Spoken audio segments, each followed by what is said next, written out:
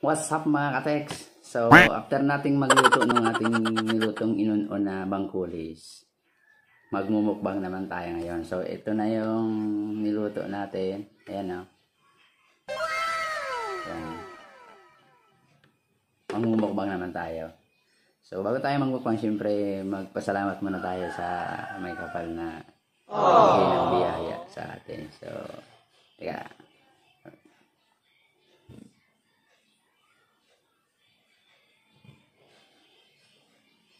Samahan niyo ako sa aking pagmumukbang. So ito, meron akong kanin. Tapos ito, meron ditong sili. So, maglalagay tayo ng sili para ganahan tayo. Dudurugin natin siya dito sa aking pagkakainan. At maglalagay tayo ng yung gulay na talong. Yung gulay na talong sa kamyasa, haluin natin siya. Ayan. Tapos durugin natin yung sili para mahirap kumain. Kasi pwede naman kumain walang sili, pero ewan ko bakit masarap yung may sili kahit mahirap siya kainin. So ito yung sili. Ayan. Durugin natin siya. Oh no! Kamay lang para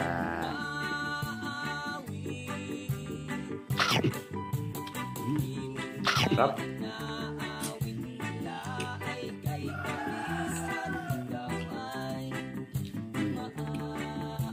Talong.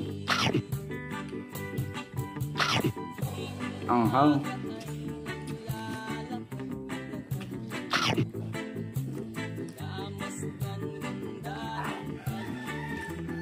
Anghang, harap.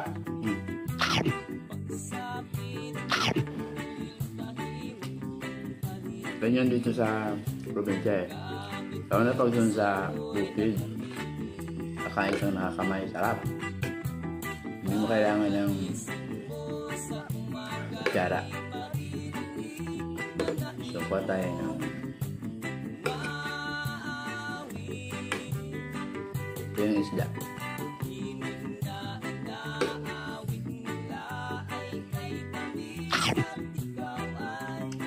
Sarap.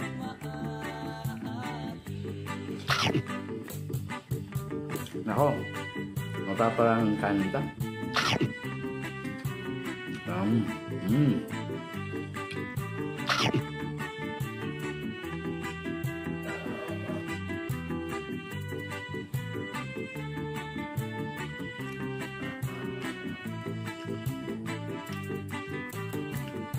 Ingat lang pag kumakain ng isda kasi pag mayroon yung mga tinik, matinik ka. So, ingat lang.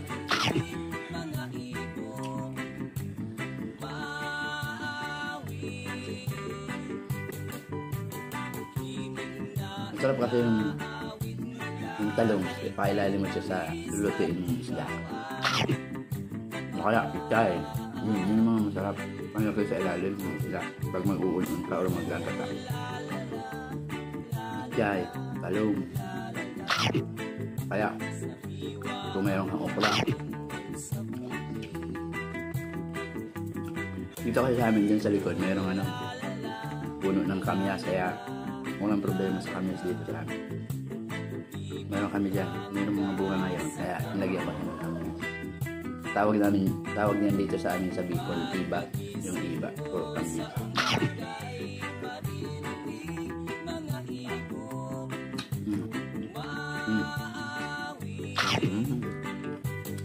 Harap ng bangkulis pag fresh ko yung isda, makabili ka ng bagong isda.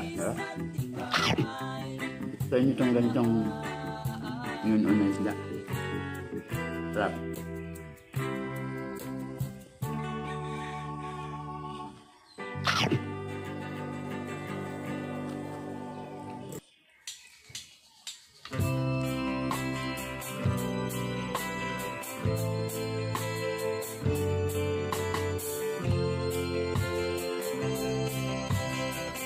Hindi mo na pag makain ka ng may sili.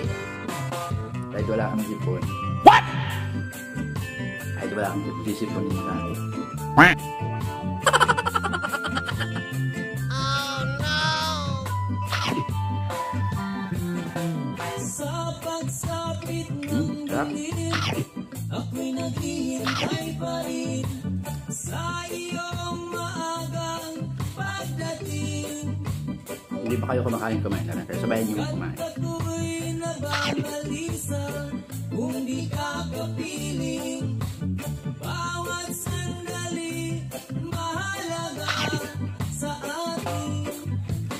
Tulad ng ibong malaya ang pag-ibig natin. Tulad ng langit na kasarap marating. Ang bawat tibok ng puso'y kay sarap namin. Tulad ng himig na kay sarap awitin. Tapos yung kanin. La la la, la la la, la la la, la la la, la la la, la la la, la la la, Tapos lalagyan siya ng sabaw. Ginagawa mo! Oh no!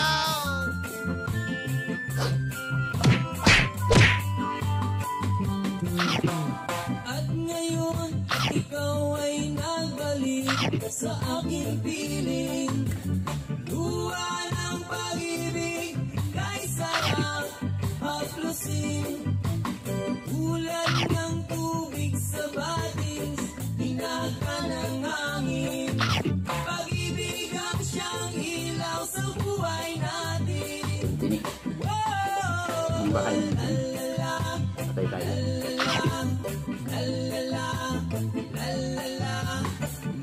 Pagalitan tayo ng naso.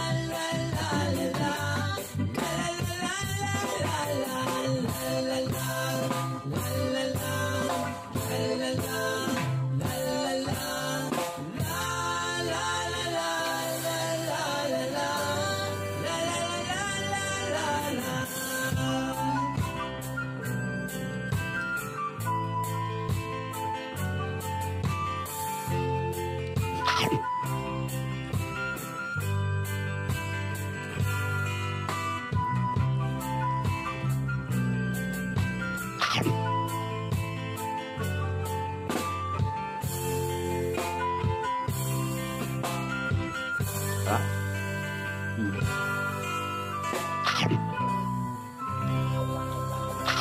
Sarap.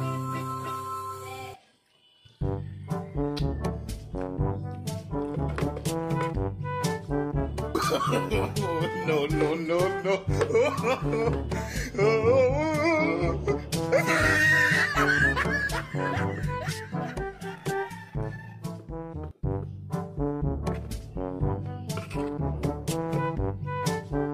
Hindi ko kasi siya maubos kaya kailangan mo siyang gamitin ng kutsara para hindi mapanis yung isda.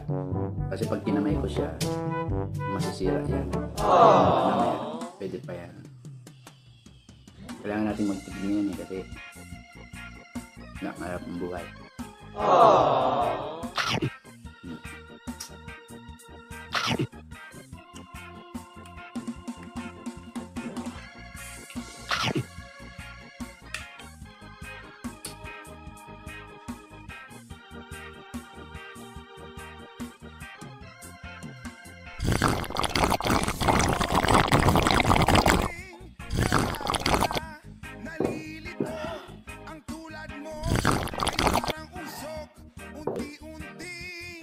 Tama-tama yung saging namin din sa labas. Mayroon na siyang bunga. Kinuha ko ka ng isang araw. So ito na siya ngayon. Subukan natin kung hinog na siya. Pero parang hinog na rin. Galing lang ito din sa likod. Yung sa may tapat.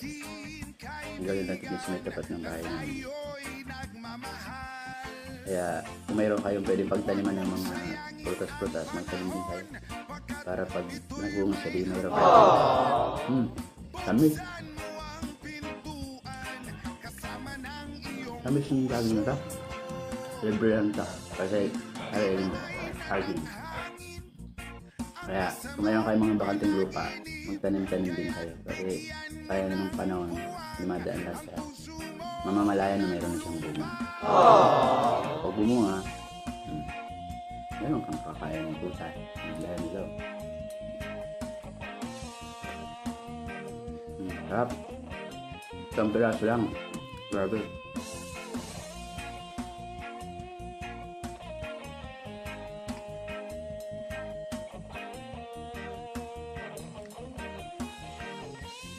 Paano yan? Tapos na akong kumain. Hanggang dito na lang muna kasi siyempre kapag kumain ka, ano ang sulit mong gagawin? Hindi ko na ipapakita yun kasi baka sabihin nyo, ganun talaga yung ginagawa ko. Pero ganun talaga. Pero cut ko na. So hanggang dito na lang.